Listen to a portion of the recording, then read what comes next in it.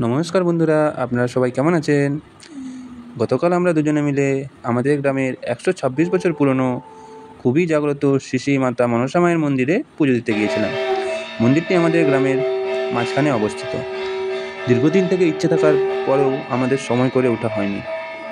গতকাল সময় পেয়ে দুজনে মিলে পুজো দিতে গিয়েছিলাম। মন্দিরে প্রতি শনি ও মঙ্গলবারে পুজো হয়।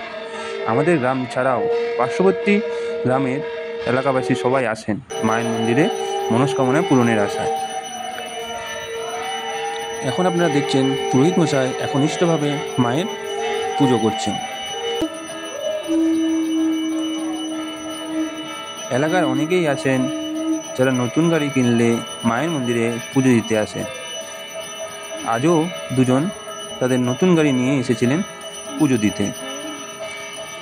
এখন আপনারা মায়ের ভব্য আরতি দর্শন করছেন।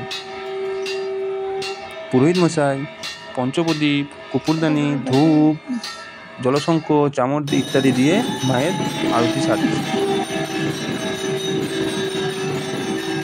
আগামী জ্যৈষ্ঠ মাসের সংক্রান্তিতে খুবই বড় করে মায়ের পুজো হয়।